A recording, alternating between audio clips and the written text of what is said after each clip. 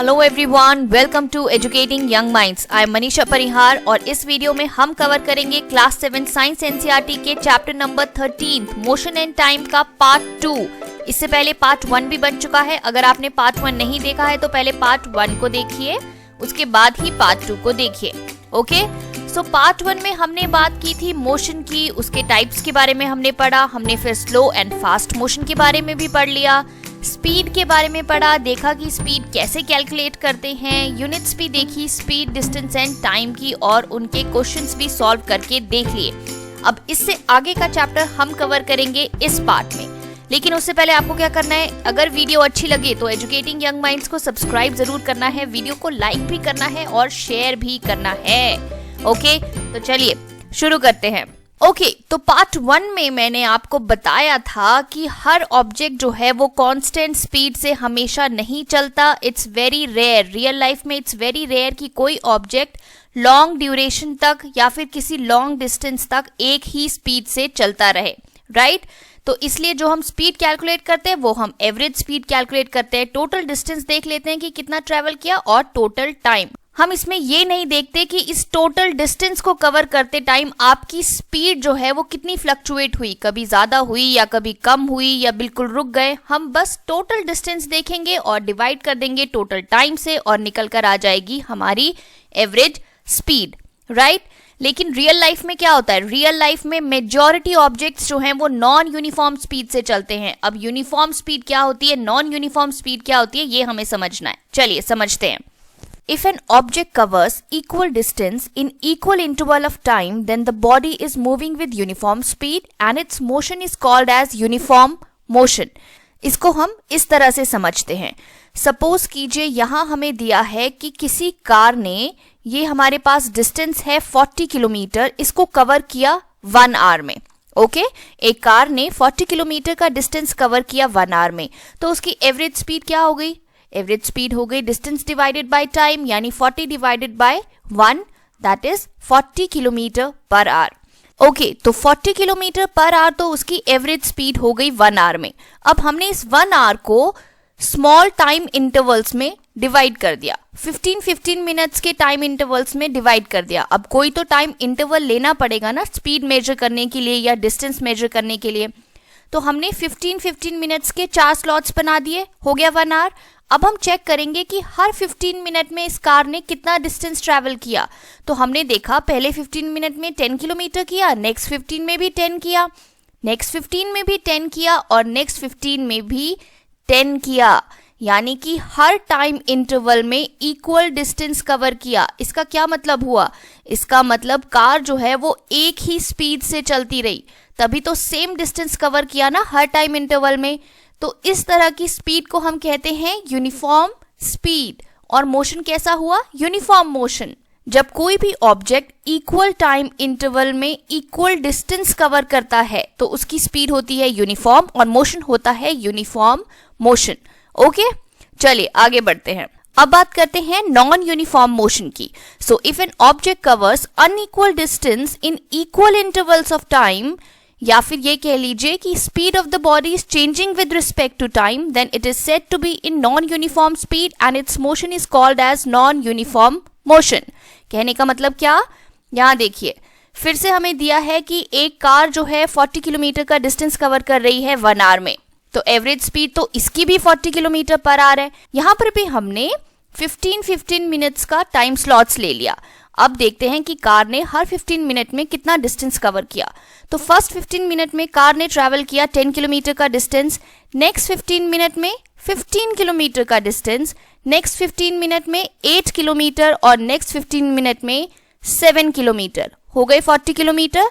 लेकिन यहाँ क्या हुआ, इक्वल टाइम इंटरवल में कार जो है वो अनइक्वल डिस्टेंस ट्रैवल कर रही थी, अलग अलग डिस्टेंस ट्रैवल किया। इसका मतलब कार की स्पीड जो है वो चेंज हो रही थी, राइट? यहाँ पे कुछ अलग स्पीड थी, यहाँ अलग स्पीड थी, यहाँ अलग थी और यहाँ अलग थी। तो इस तरह की स्पीड को हम कहेंगे नॉन यूनिफॉर्म स्पीड। और मोशन कैसा हो गया? Non uniform motion. अब देखिए, अगर आपने ध्यान दिया होगा दोनों ही केसेस में एवरेज स्पीड 40 किलोमीटर पर आ रही थी, लेकिन एक केस में कार जो है वो यूनिफॉर्म स्पीड से चल रही थी और दूसरे केस में कार जो है वो नॉन यूनिफॉर्म स्पीड से चल रही थी। तो यूनिफॉर्म और नॉन यूनिफॉर्म स्पीड के बीच में डिफरेंस समझ में आ गया। चलिए आगे बढ़ते हैं। तो इससे रिलेटेड एक क्वेश्चन सॉल्व कर लेते हैं। क्वेश्चन क्या है देखते हैं। A car moves with a speed of 40 kilometre per hour for 15 minutes and then with a speed of 60 kilometre per hour for the next 15 minutes. The total distance covered by the car is dash.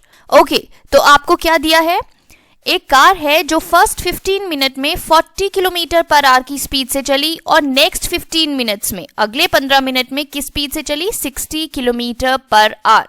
ये आपको given है। अब आपको बताना है कि इस car ने टोटल कितना डिस्टेंस ट्रैवल किया होगा। टोटल कितना टाइम है, 30 मिनट है ना। सो टोटल 30 मिनट्स में इस कार ने कितना डिस्टेंस ट्रैवल किया होगा, ये आपको बताना है।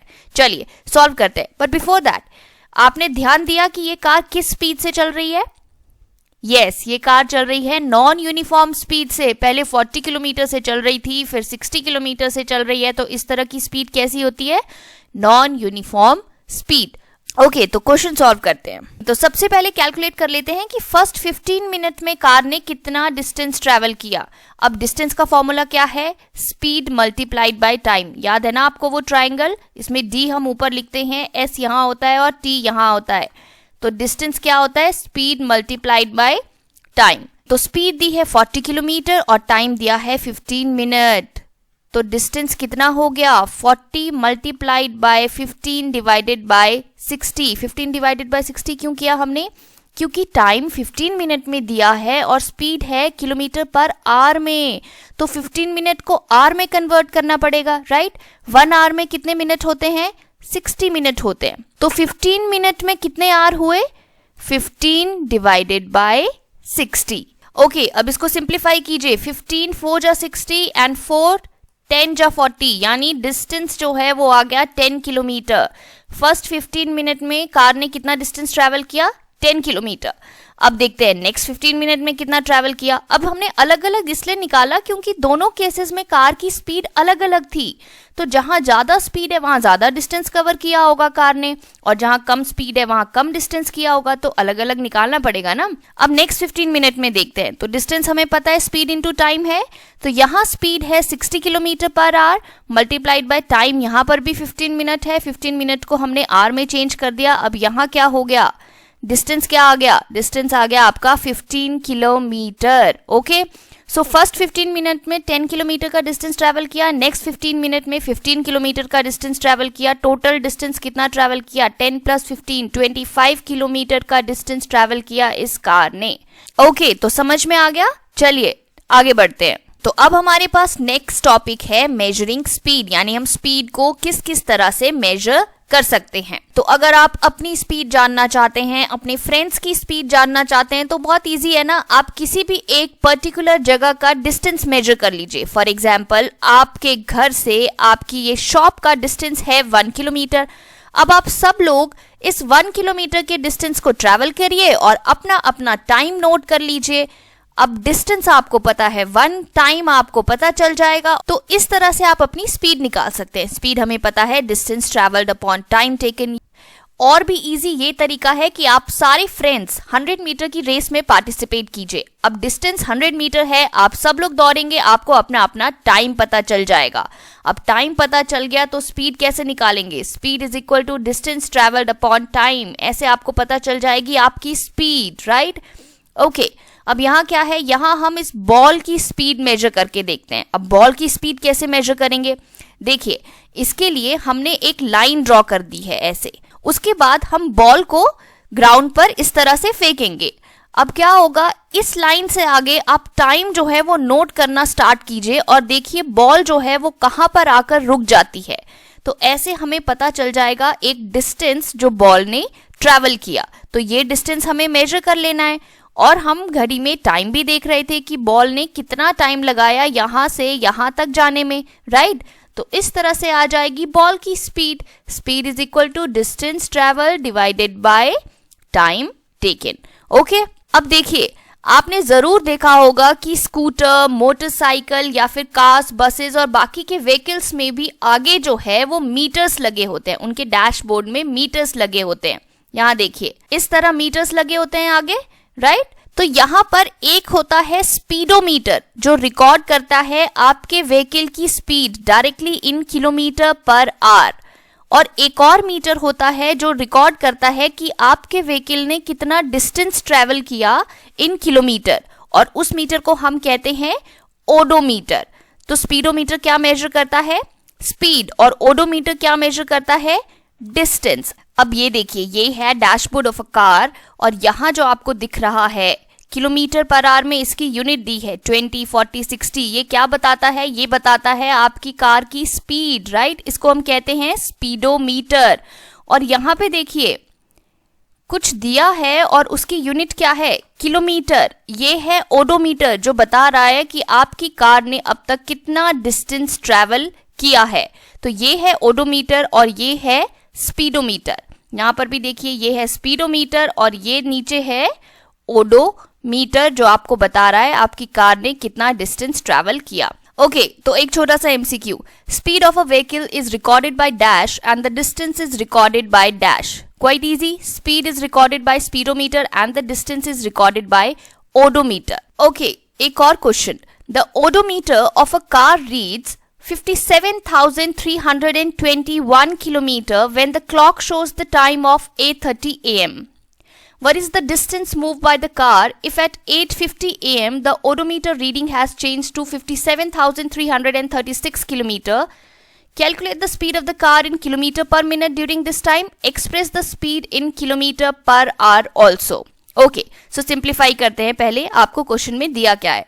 आपको कहा है कि 8:30 AM पर 8:30 बजे ओडोमीटर की रीडिंग ये थी 57,321 किलोमीटर। उसके बाद 8:50 AM पे यानी 8:50 पर एग्जैक्टली 20 मिनट बाद ओडोमीटर की रीडिंग थी 57,336 किलोमीटर। ओके, इतना दिया है। सो कहने का मतलब ये हुआ कि 20 मिनट्स में 8:30 से 8:50 तक 20 मिनट्स हो गए।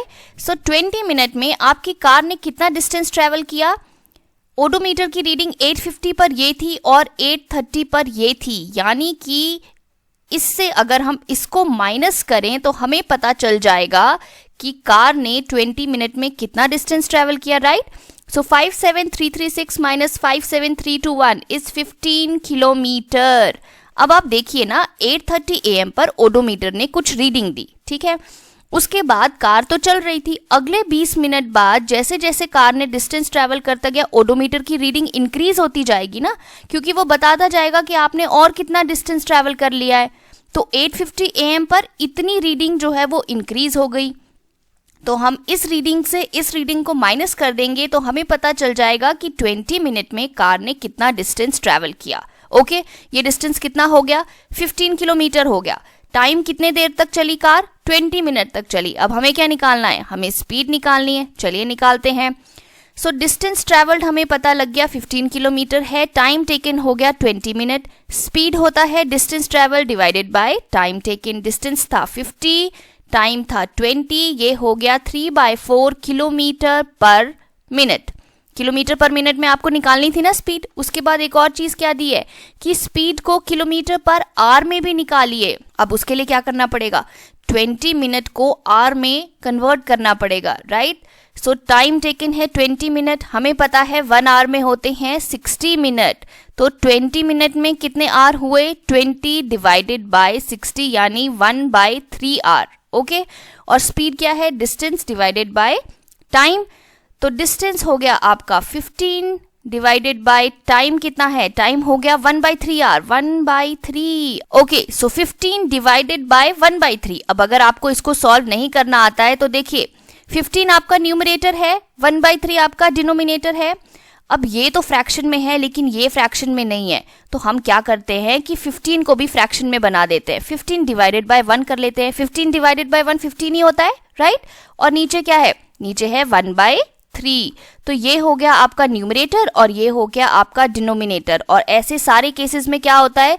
जो डिनोमिनेटर है वो ऊपर चला जाता है, यानी 15 डिवाइडेड बाय 1 मल्टीप्लाइड बाय 3/1 हो जाएगा, नीचे 1/3 था ना, तो ऊपर जाके 3/1 हो जाएगा। तो ये क्या हुआ, 15 मल्टीप्लाइड बाई 3 हो गया। 1 into 1 तो 1 ही होता है, तो 15 मल्टीप्लाइड बाई 3 कितना हो गया, 45 किलोमीटर पर आवर। तो ये निकल गई आपकी speed in kilometre per our. समझ में आ गया? ओके, सो मेजरिंग स्पीड हमने टॉपिक देख लिया। अब बात करते हैं कि टाइम को कैसे मेजर करते हैं, मेजरमेंट ऑफ टाइम। अब आज तो हमारे पास बहुत अलग अलग तरह की क्लॉक है, वॉल क्लॉक है, टेबल क्लॉक है, डिजिटल क्लॉक है टाइम देखने के लिए। आपके पास आपके मोबाइल फोन्स हैं, रिस्ट वॉचेस हैं टाइम देखने के लिए।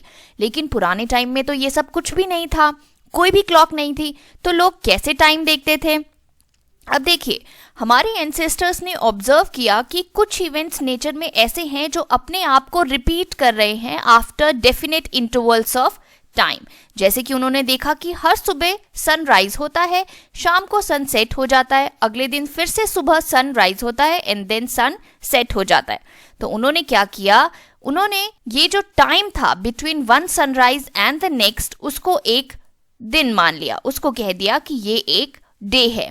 ओके, सिमिलरली उन्होंने देखा कि मून की जो शेप है वो चेंज होती रहती है। मून के डिफरेंट फेजेस होते हैं ना, न्यू मून से फुल मून तक।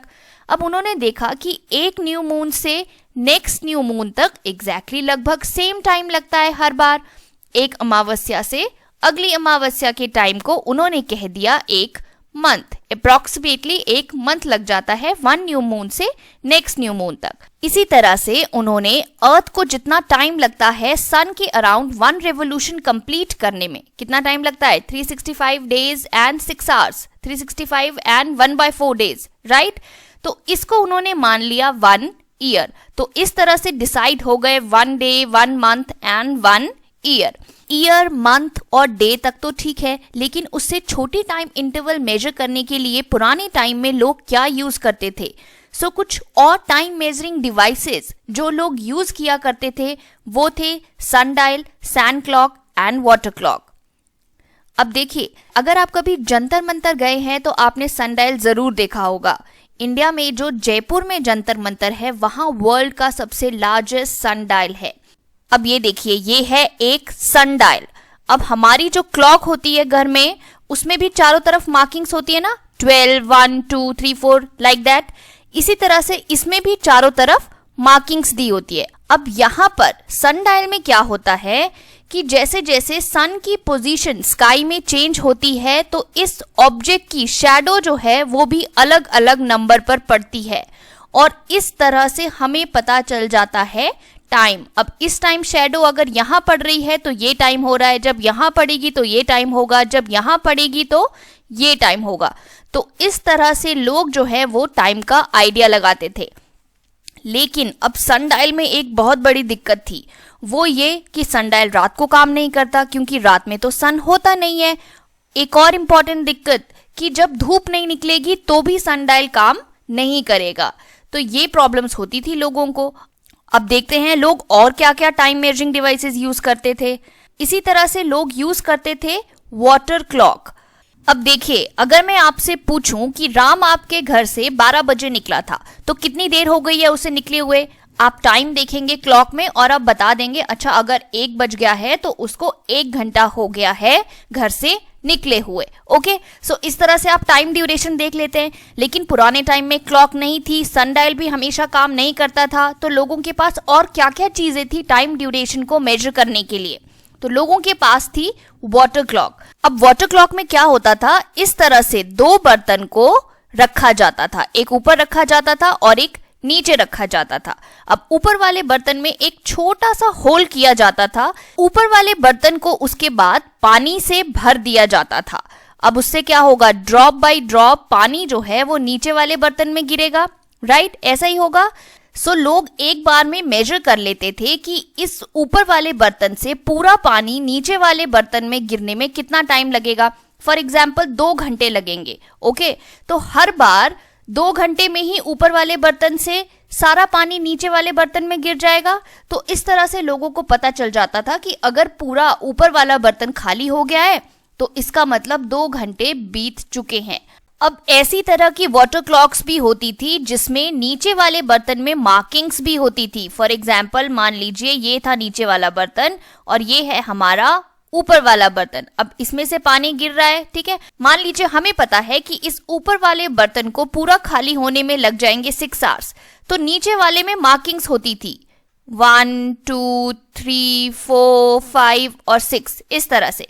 यानी कि अगर पानी यहां तक भरा है अभी तो 1 घंटा हो चुका है, अगर पानी यहां तक भर गया तो 2 घंटे हो चुके हैं, अगर पानी यहां तक भर गया तो 3 हो चुके हैं, अगर यहां तो 4, यहां तो 5, और अगर पूरा भर गया यानी कि ऊपर वाला बिल्कुल खाली हो गया तो 6 घंटे बीत चुके हैं।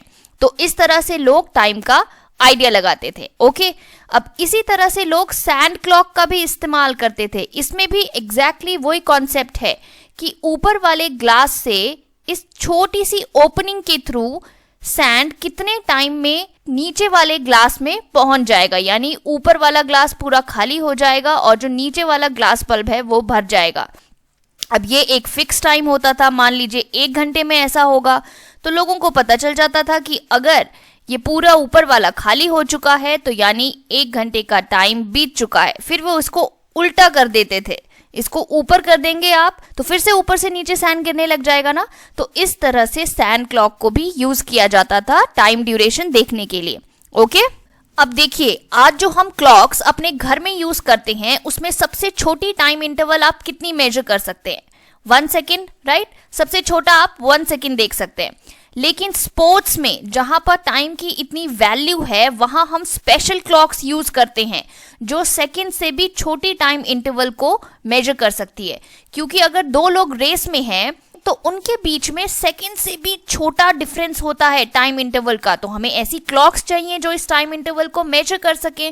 तो ये जो स्पेशल क्लॉक्स स्पोर्ट्स में यूज होती हैं वो 1/10 और even 1/100th of a second को भी मेजर कर सकती है, यानी सेकेंड का भी 1/10 हिस्सा या फिर सेकेंड का भी 1/100th हिस्सा जो है उसको भी मेजर कर सकती हैं। इतना छोटा टाइम इंटरवल जो है वो उसको मेजर कर सकती हैं।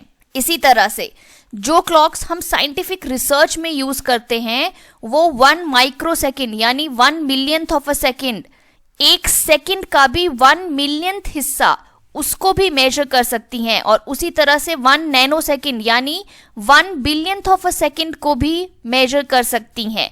इतना छोटा टाइम इंटरवल जो है ये स्पेशल क्लॉक्स मेजर कर सकती हैं जिनको हम साइंटिफिक रिसर्च में यूज करते हैं। डेली लाइफ में हम इनको यूज नहीं करते।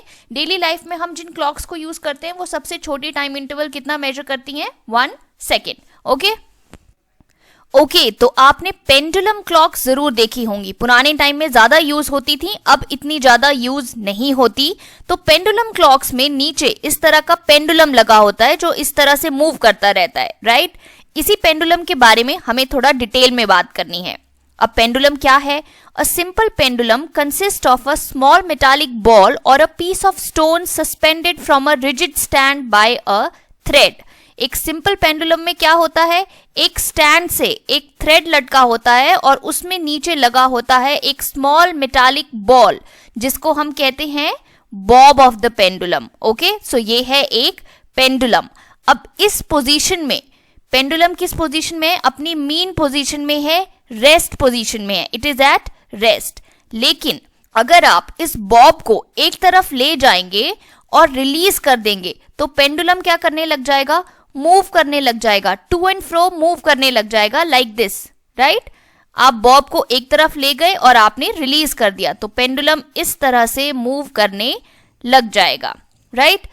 सो ये जो टू एंड फ्रो मोशन है सिंपल पेंडुलम का, it is an example of periodic and oscillatory motion. अब पीरियोडिक मोशन क्यों है? क्योंकि ये मोशन जो है वो अपने आप को रिपीट कर रहा है after fixed interval of time. यहां देखिए, यहां गया, फिर से यहां आया, फिर से यहां आया। मोशन क्या हो रहा है? रिपीट हो रहा है और after fixed interval of time हो रहा है रिपीट। कहने का मतलब ये कि यहां से लेके यहां तक जाने में और यहां आने में हर बार पेंडुलम जो है वो सेम टाइम लगाएगा, एग्जैक्टली सेम टाइम। सो क्या हो रहा है? मोशन जो है वो अपने आप को रिपीट कर रहा है after fix interval of time, इसीलिए ये किसका एग्जाम्पल है? पीरियोडिक मोशन का एग्जाम्पल है। अब पेंडुलम का मोशन ऑसिलेटरी मोशन का भी एग्जाम्पल है। ऑसिलेटरी मोशन क्या होता है? To and fro motion of the body about its fixed position. तो ये जो टू एंड फ्रो मोशन हो रहा है एक बॉडी का अबाउट इट्स फिक्स्ड पोजीशन, इसको हम ऑसिलेटरी मोशन कहते हैं। ओके, सो जो पेंडुलम का मोशन है it is an example of periodic motion and oscillatory motion. Okay, आगे बढ़ते हैं। अब देखिए, जब पेंडुलम इस ओ पोजीशन पे है तो वो एट रेस्ट है, एट इट्स मीन पोजीशन है, लेकिन जब हमने उसको यहां ले जाकर रिलीज कर दिया तो वो इस तरह से मूव करना शुरू कर देगा। तो देखिए, अगर पेंडुलम यहां था, उसके बाद यहां गया, फिर यहां से यहां आया और उसके बाद वापस अपनी ओ पोजीशन पे आ गया, तो इसने कंप्लीट कर ली वन ऑसिलेशन। इसको हम कहते हैं वन ऑसिलेशन। कहां से कहां तक? ओ से ए गया, ए से वापस बी तक आया और बी से वापस ओ तक आ गया, तो एक ऑसिलेशन कंप्लीट हो गई। या फिर अगर पेंडुलम की ऑसिलेशन हम यहां से मेजर करें ए से, तो ए से ओ तक गया, ओ से बी तक गया, बी से ओ तक आया और वापस ए तक आया, यानी एक एक्सट्रीम पोजीशन से दूसरी एक्सट्रीम पोजीशन तक गया। ये एक एक्सट्रीम पोजीशन है, ये दूसरी एक्सट्रीम पोजीशन है, और ये क्या है? ये मीन पोजीशन है। सो एक एक्सट्रीम पोजीशन से मीन पोजीशन तक गया, फिर दूसरी एक्सट्रीम पोजीशन तक गया और वापस से उसी एक्सट्रीम पोजीशन तक वापस आ गया। तो इसमें भी पेंडुलम ने कंप्लीट कर ली वन ऑसिलेशन। और इंपॉर्टेंट बात आपको क्या याद रखनी है कि हर बार पेंडुलम को एक ऑसिलेशन करने में एग्जैक्टली सेम टाइम लगता है। और ये जो टाइम है, the time taken by the pendulum to complete one oscillation, इसको हम कहते हैं टाइम पीरियड। एक ऑसिलेशन कंप्लीट करने में पेंडुलम को जितना टाइम लगेगा उसे हम कहते हैं टाइम पीरियड। एक ऑसिलेशन कैसे कंप्लीट हुई? एक एक्सट्रीम पोजीशन से मीन पोजीशन तक गया, उसके बाद दूसरी एक्सट्रीम पोजीशन तक गया, फिर यहां से वापस आया और वापस उसी एक्सट्रीम पोजीशन तक आ गया। तो ये हो गया एक ऑसिलेशन। यहां से यहां तक और यहां से यहां तक वापस आने में हो गई एक ऑसिलेशन। या फिर अगर हम इस पोजीशन से देखेंगे, मीन पोजीशन से देखेंगे, तो पहले एक एक्सट्रीम पोजीशन तक गया, फिर यहां आया, फिर दूसरी एक्सट्रीम पोजीशन तक गया और फिर यहीं वापस आ गया। तो ये भी हो गई एक ऑसिलेशन। ओके, समझ में आ गया? टाइम पीरियड क्या है ये समझ में आ गया। एक ऑसिलेशन कंप्लीट करने में जितना टोटल टाइम लगेगा वो होगा पेंडुलम का टाइम पीरियड। ओके, तो आगे बढ़ते हैं।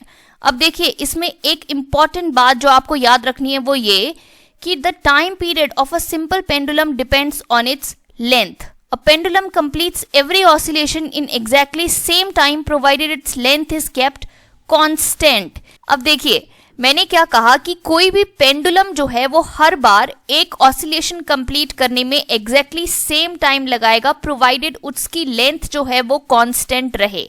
कहने का मतलब ये कि किसी एक पर्टिकुलर लेंथ के पेंडुलम का टाइम पीरियड हमेशा कांस्टेंट होगा। जैसे यहाँ हमारे पास 4 पेंडुलम है, चारों का बॉब साइज अलग अलग है, लेकिन क्योंकि इनकी लेंथ सेम है तो इन सब का टाइम पीरियड जो है वो सेम होगा। सपोज कर लेते हैं इन सब का टाइम पीरियड है 10 सेकेंड, यानी इन्होंने 10 सेकेंड लिए एक ऑसिलेशन को कंप्लीट करने में। अब यहाँ पर ये जो 3 पेंडुलम्स हैं इसमें हमने इनकी लेंथ चेंज कर दी, तो इन सब का टाइम पीरियड भी चेंज हो जाएगा। यानी यहाँ हम मान लेते हैं इन सब का टाइम पीरियड हो गया 15 सेकेंड्स। कहने का मतलब ये कि एक पेंडुलम का टाइम पीरियड सिर्फ और सिर्फ इस बात पे डिपेंड करता है कि उसकी लेंथ कितनी है। देखिए, बहुत ही लॉजिकल सी बात है। पेंडुलम की लेंथ अगर छोटी होगी तो उसका टाइम पीरियड भी छोटा होगा। मान लीजिए सिर्फ इतनी लेंथ थी तो पेंडुलम यहाँ से यहाँ और यहाँ से यहाँ आने में कम टाइम लगाएगा। लेकिन अगर आपकी पेंडुलम की लेंथ बड़ी है तो उसका टाइम पीरियड भी ज्यादा होगा। इसीलिए मैंने कहा कि पेंडुलम का जो टाइम पीरियड है वो डिपेंड करता है उसकी लेंथ पे। ओके, तो अब हम पढ़ेंगे हमारा लास्ट टॉपिक। हमें पढ़ना है ग्राफ्स के बारे में। अब आपने अपनी बुक्स में, न्यूज़पेपर्स में, मैगजीन्स में अलग अलग तरह के बहुत सारे ग्राफ्स देखे होंगे। ऐसा ग्राफ देखा होगा, ऐसा ग्राफ देखा होगा, ऐसा ग्राफ देखा होगा, राइट? सो ग्राफ क्या होते हैं? ग्राफ एक डायग्राम है जो शो करता है रिलेशनशिप बिटवीन 2 क्वांटिटीज, या फिर आप ये कह लीजिए कि एक ग्राफ में हम किसी डाटा को एक ऑर्गेनाइज्ड मैनर में रिप्रेजेंट करते हैं। क्योंकि हम मोशन के बारे में पढ़ रहे हैं तो हम बनाएंगे एक डिस्टेंस टाइम ग्राफ, और इस डिस्टेंस टाइम ग्राफ से हम रिप्रेजेंट करेंगे हमारे ऑब्जेक्ट्स का motion in a pictorial form. तो चलिए समझते हैं कैसे बनाते हैं distance time graph. Distance time graph, तो चलिए सबसे पहले हमें क्या करना है, हमें लेना है एक ग्राफ पेपर और उस पर बनानी है दो परपेंडिकुलर लाइंस। इस तरह से दो परपेंडिकुलर लाइंस बनानी है। पहली लाइन बनाइए एक horizontal line x dash O X, जिसको हम कहेंगे x एक्सिस, और एक और लाइन बनाइए ये वर्टिकल लाइन y ओ y डैश, जिसे हम कहेंगे y एक्सिस। अब ये जो पॉइंट है जहां ये दोनों लाइंस आपस में इंटरसेक्ट कर रही हैं, इसे हम कहते हैं ओरिजिन। इसको हमने O पॉइंट से दिखाया है। ओके, अब देखिए हमारे डाटा में पॉजिटिव वैल्यूज भी हो सकती हैं, नेगेटिव वैल्यूज भी हो सकती हैं। पॉजिटिव यानी 1 2 3 4 5 6 ऐसे, और नेगेटिव वैल्यूज -1 -2 -3। तो अगर आपको x एक्सिस पर पॉजिटिव वैल्यूज दिखानी है तो आप ओरिजिन के राइट साइड पर दिखाते हैं OX लाइन पर, और अगर आपको नेगेटिव वैल्यूज दिखानी है x एक्सिस पर तो आप इस तरफ दिखाएंगे। सिमिलरली y एक्सिस पे अगर आपको पॉजिटिव वैल्यूज दिखानी है तो आप OY पर दिखाते हैं ऊपर की तरफ, और नेगेटिव वैल्यूज दिखानी है तो OY डैश पर इस तरफ दिखाएंगे। ओके, अब हमें ये टेबल दिया गया है मोशन ऑफ अ कार का। यहां दिया है टाइम और यहां दिया है डिस्टेंस कि कितने कितने टाइम में कार ने कितना डिस्टेंस ट्रेवल कर लिया। अब हम इसको रिप्रेजेंट करेंगे हमारे डिस्टेंस टाइम ग्राफ में। ओके, तो ये है हमारा गिवन टेबल। ये डाटा हमको रिप्रेजेंट करना है एक ग्राफ में। तो सबसे पहले हम क्या करेंगे, सबसे पहले हम दो एक्सिस बनाएंगे। ये OX बना दिया हमने x एक्सिस, और ये जो OY है ये बन गया हमारा y एक्सिस। अब यहां पर हम x एक्सिस पर दिखाएंगे टाइम को। हमारा टाइम किस में गिवन है, मिनट्स में दिया हुआ है, तो आप यहाँ पे ब्रैकेट में इन मिनट्स भी लिखेंगे। उसके बाद y एक्सिस पर हम क्या दिखाने वाले, y एक्सिस पर हम दिखाएंगे डिस्टेंस, जो किस में गिवन है, किलोमीटर में गिवन है। ओके, तो आपने x एक्सिस और y एक्सिस बना दिए, डिसाइड कर लिया कि आप टाइम दिखाएंगे x एक्सिस पर और डिस्टेंस दिखाएंगे y एक्सिस पर। अब इसके बाद आपको क्या करना है, इसके बाद आपको एक स्केल चूज करना है। स्केल चूज करने के लिए आपको अपने डाटा को बहुत अच्छी तरह से देखना है। सबसे पहले टाइम को देखते हैं। आपका टाइम दिया है 0 मिनट, 1 मिनट, 2 मिनट, 3 मिनट, 4, 5, एक मिनट का डिफरेंस है। तो हम ग्राफ पे 1 सेंटीमीटर को 1 मिनट मान लेते हैं। तो हम x एक्सिस पर टाइम को दिखाने वाले हैं। तो हमारा स्केल क्या हो गया, हमारा स्केल हो गया 1 centimetre is equal to 1 minute time के केस में। तो यहां हमने क्या किया, x एक्सिस पर टाइम को दिखा दिया 0 1 2 3 4 5। अब एक सेंटीमीटर जो है वो 1 मिनट को डिनोट कर रहा है। सिमिलरली अब हम डिस्टेंस की बात करते हैं। अब डिस्टेंस हमने देखा यहां पर भी 1 किलोमीटर का डिफरेंस है, तो डिस्टेंस में भी हमने 1 सेंटीमीटर, ग्राफ के 1 सेंटीमीटर को मान लिया 1 किलोमीटर। तो ये हो गया हमारे डिस्टेंस का स्केल। 1 किलोमीटर मान लिया, तो हमने यहां पर भी डिस्टेंस की वैल्यूज को इस तरह से डिनोट कर दिया 0 1 2 3 4 5। ओके, इतना हो गया। अब हमें क्या करना है, अब हमें हमारा टेबल देखना है और जो जो वैल्यूज गिवन है डिस्टेंस और टाइम की उसको ग्राफ पे रिप्रेजेंट करना है। सबसे पहले देखते हैं 0 टाइम पर 0 डिस्टेंस, तो वो तो हो गई हमारा ये वाला पॉइंट 0 टाइम पर 0 डिस्टेंस। उसके बाद 1 मिनट में कितना डिस्टेंस ट्रेवल किया, 1 किलोमीटर, तो ये है हमारा 1 मिनट वाला पॉइंट। तो 1 मिनट से आप एक वर्टिकल लाइन इस तरह से ड्रॉ कीजिए। अब 1 मिनट में 1 किलोमीटर दिखाना है, यानी ये है 1 किलोमीटर, डिस्टेंस इस तरफ है ना, तो 1 किलोमीटर ये हुआ। तो यहां से हमने एक हॉरिजॉन्टल लाइन ड्रॉ की, जहां ये दोनों लाइंस इंटरसेक्ट करेंगी वहां पर हम एक पॉइंट मार्क कर देंगे। ओके, सिमिलरली 2 मिनट में 2 किलोमीटर, सो ये है 2 मिनट, ये है 2 किलोमीटर, ऐसे लाइंस ड्रॉ की, जहां दोनों लाइंस इंटरसेक्ट करेंगी वहां एक पॉइंट बना देंगे। इसी तरह से हमने सारे पॉइंट्स को मार्क कर दिया। 1 मिनट में 1 किलोमीटर, 2 मिनट में 2 किलोमीटर, 3 मिनट में 3 किलोमीटर, 4 मिनट में 4 किलोमीटर, और 5 मिनट में कार ने कितना ट्रेवल किया, 5 किलोमीटर। अब इन सारे पॉइंट्स को ज्वाइन करती हुई एक लाइन बना दीजिए।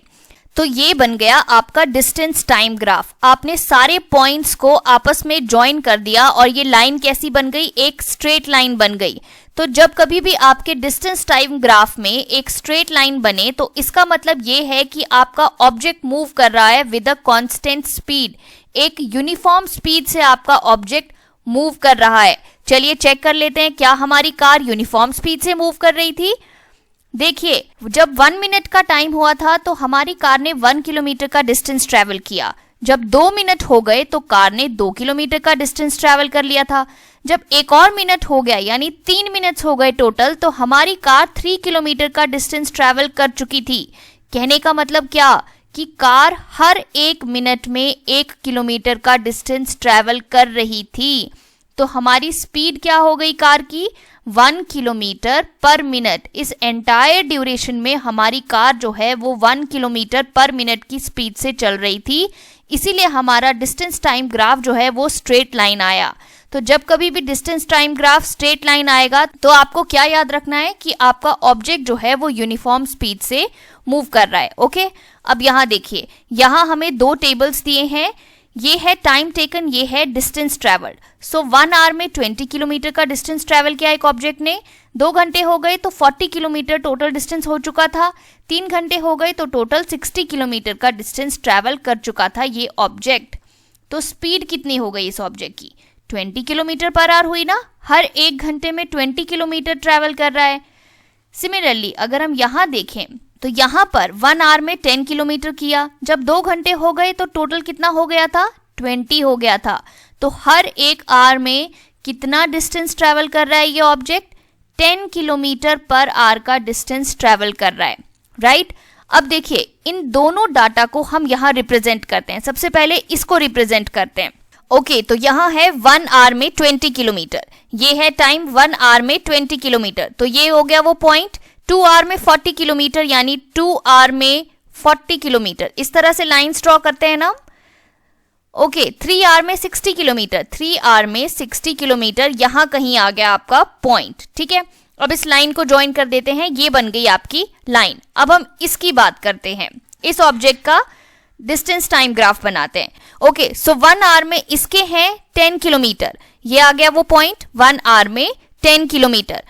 2 आवर में 20 किलोमीटर और 3 आवर में 30 किलोमीटर। तो ये आ गए तीनों पॉइंट्स। अब आपने इन तीनों पॉइंट्स को ज्वाइन करके ये एक लाइन बना दी।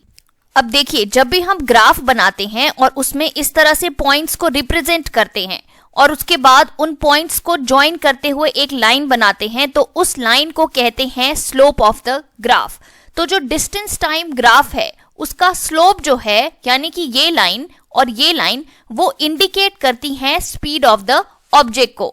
सो in a distance time graph slope indicates speed of the object, ये आपको याद रखना है। अब हमें पता है ये ब्लू वाली लाइन इस ऑब्जेक्ट की है और ये ऑरेंज वाली लाइन इस ऑब्जेक्ट की है, राइट।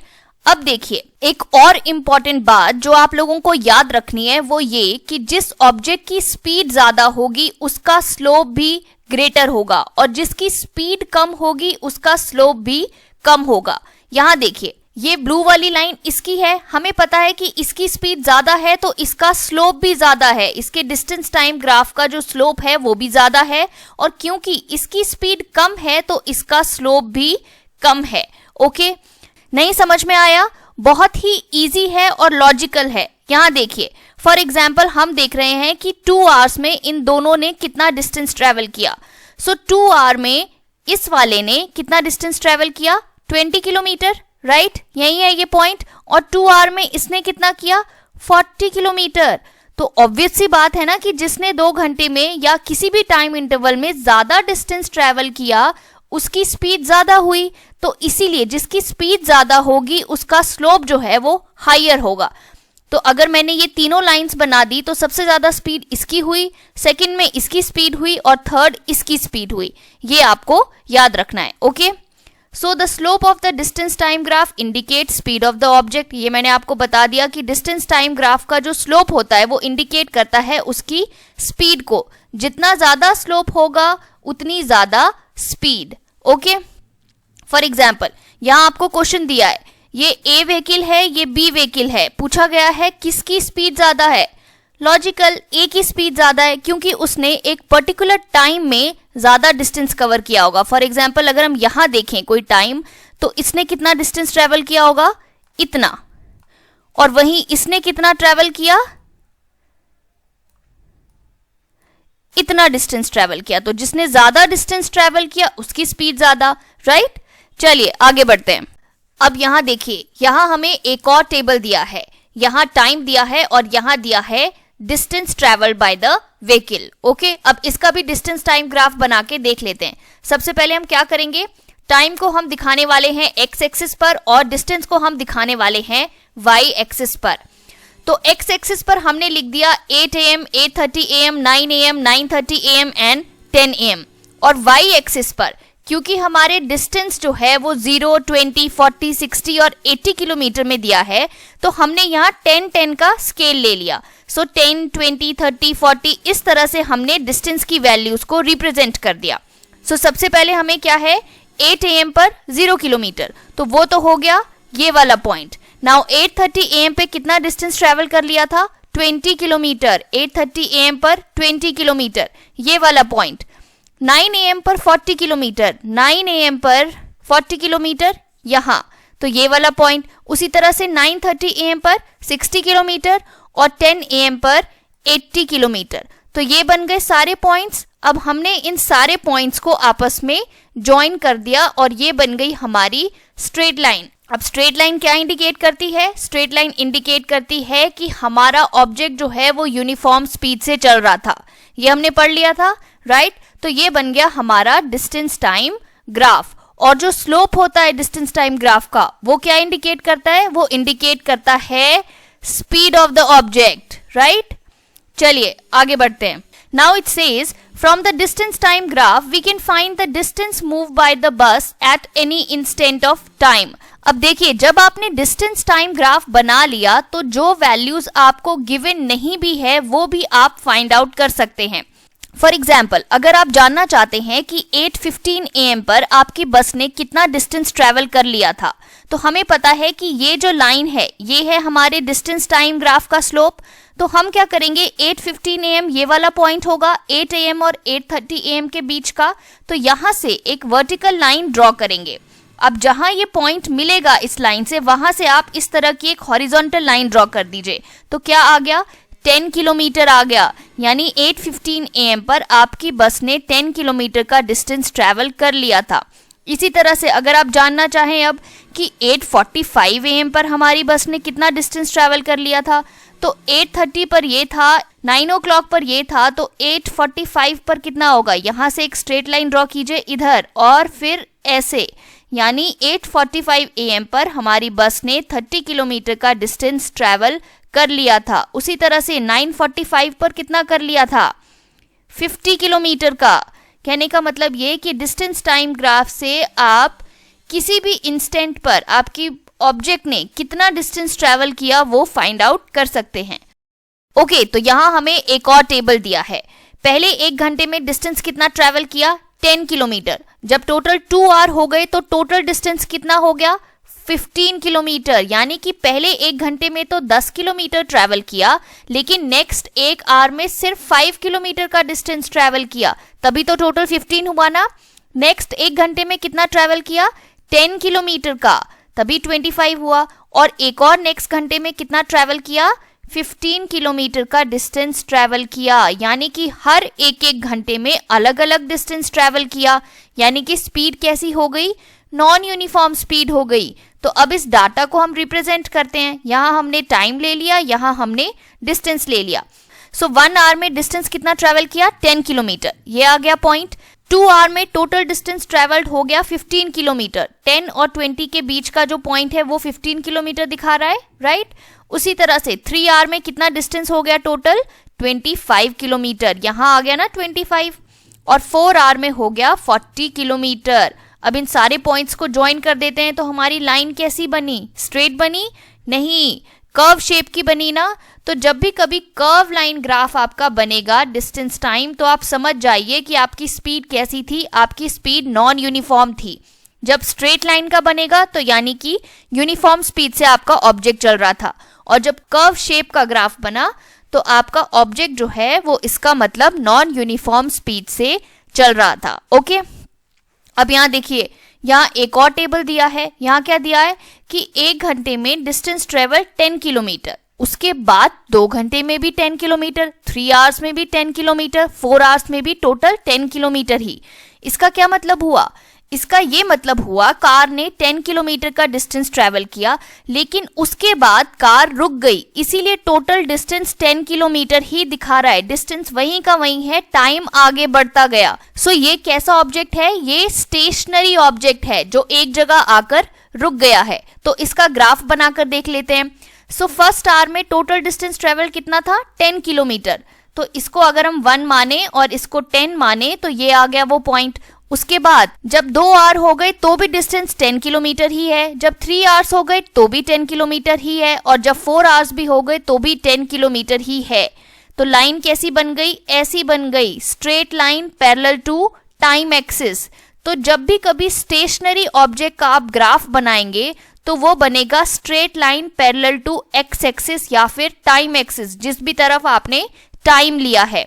तो अगर आपको इस तरह का ग्राफ दिया है तो उसका मतलब ये है कि ऑब्जेक्ट जो है वो स्टेशनरी है, एक जगह आकर रुक गया है। टाइम आगे बढ़ रहा है लेकिन डिस्टेंस जो है वो वहीं का वहीं है, ऑब्जेक्ट ने डिस्टेंस ट्रेवल नहीं किया। ओके, तो ये टेबल आपको याद रखना है। अगर डिस्टेंस टाइम ग्राफ में स्ट्रेट लाइन आए तो यूनिफॉर्म स्पीड है, अगर कर्व शेप का ग्राफ बने तो नॉन यूनिफॉर्म स्पीड है आपके ऑब्जेक्ट की, और अगर horizontal line parallel to time axis बने तो यानी कि आपका ऑब्जेक्ट स्टेशनरी है, एक जगह रुका हुआ है। ओके, तो यहाँ क्वेश्चन दिया है आपको 2 तरह के ग्राफ बनाने। एक ग्राफ बनाना है जिसमें a car is moving with a constant speed, एक कार कांस्टेंट स्पीड से यानी यूनिफॉर्म स्पीड से चल रही है, तो उसका डिस्टेंस टाइम ग्राफ कैसा बनेगा? इस तरह से स्ट्रेट लाइन बनेगा। दूसरा कैसा ग्राफ बनाना है? A car parked on a side road, एक कार है जो पार्क्ड है एक रोड में, यानी कि कार स्टेशनरी है, मूव नहीं कर रही है, तो उसका ग्राफ कैसा बनेगा? इस तरह से straight line parallel to time axis, ऐसा ही ग्राफ बनता है एक स्टेशनरी ऑब्जेक्ट का, राइट? चलिए नेक्स्ट देखते हैं। Now which of the following distance time graph shows a truck moving with a speed which is not constant, यानी कि इनमें से कौन सा ग्राफ ऐसा है जो ये शो कर रहा है कि ऑब्जेक्ट जो है वो नॉन यूनिफॉर्म स्पीड से चल रहा है? सो ऑब्वियसली ये वाला ग्राफ, इसका ग्राफ कैसा है? कर्व शेप है, और डिस्टेंस टाइम ग्राफ जब कर्व शेप होता है तो वो इंडिकेट करता है कि object is moving with non uniform speed, right? Okay, अब जल्दी से डिफरेंट टाइप्स ऑफ ग्राफ भी देख लेते हैं। अब आपने देखा होगा इस तरह के ग्राफ, जैसे ये ग्राफ शो कर रहा है कि एक टीम ने हर ओवर में कितने रन स्कोर किए। सो इस तरह के ग्राफ को हम बोलते हैं बार ग्राफ, ये जो है ये बार्स बने हैं। ओके, अब इस तरह के ग्राफ को हम बोलते हैं पाई चार्ट। ये पाई चार्ट शो कर रहा है कि एयर की कॉम्पोजिशन क्या है, जैसे एयर में 78% नाइट्रोजन है, 20.9% ऑक्सीजन है एंड अप्रोक्सीमेटली 1% अदर गैसेस है। ओके, अब देखिए इस तरह के ग्राफ को हम बोलते हैं लाइन ग्राफ। ये ग्राफ शो कर रहा है कि एज के साथ एक इंसान के वेट में कितना चेंज हुआ। तो ये थे different types of graph. Alright guys, तो यहाँ खत्म हो गया हमारे चैप्टर का पार्ट 2। आई रियली होप आपने बहुत कुछ नया सीखा होगा। अगर हाँ तो एजुकेटिंग यंग माइंड्स को सब्सक्राइब जरूर कीजिए, वीडियो को लाइक कीजिए और फ्रेंड्स के साथ शेयर भी कीजिए। Keep studying, bye bye, thank you so much.